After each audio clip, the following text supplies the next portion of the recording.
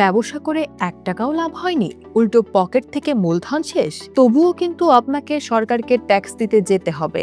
হ্যাঁ, ঠিকই শুনছেন, লাভ হোক বা লস, পকেটের টাকা গুনতেই হবে। কিন্তু কেন?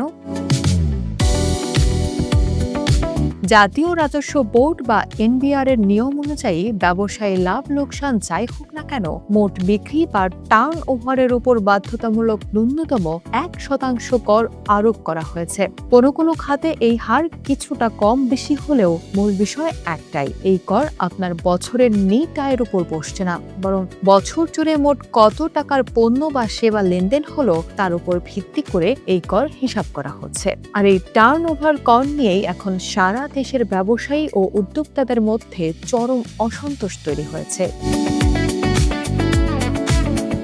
ব্যবসায়ীদের এই ক্ষোভের প্রধান কারণ হলো এটি মুনাফা না হলেও করের বোঝা চাপিয়ে দেয়। সাধারণ আয়কর দেওয়া হয় ব্যবসার প্রকৃত লাভ বা মুনাফার উপর, কিন্তু টার্ন ওভার কর কাটা হয় মোট বেচা কেনার উপর, যেখানে ব্যবসার লাভ হলো নাকি লোকসান হলো তা দেখাই যায় না।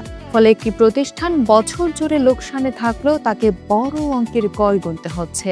এর সাথে যুক্ত হয়েছে কর দায়ের অস্বাভাবিক বৃদ্ধি। প্রকৃত লাভের উপর হিসাব করলে যেখানে নামমাত্র কর আসার কথা, সেখানে বাধ্যতামূলক টার্ন ওভার করের কারণে করের পরিমাণ কয়েক গুণ বেড়ে যাচ্ছে, যা উদ্যোক্তাদের উপর অতিরিক্ত আর্থিক চাপ তৈরি করছে। দ্বিতীয় বড় সমস্যাটি হলো ক্যাশ ফ্লো বা নগদ অর্থের সংকট। দেশের ক্ষুদ্র ও মাঝারি উদ্যোক্তাদের বা এসএমই খাতের মূল শক্তিই হলো সীমিত নগদ অর্থ, কিন্তু বিক্রির উপর ভিত্তি করে এভাবে কর দিতে গিয়ে দৈনন্দিন ব্যবসায়িক কার্যক্রম পরিচালনা করাই তাদের জন্য কঠিন হয়ে পড়ছে।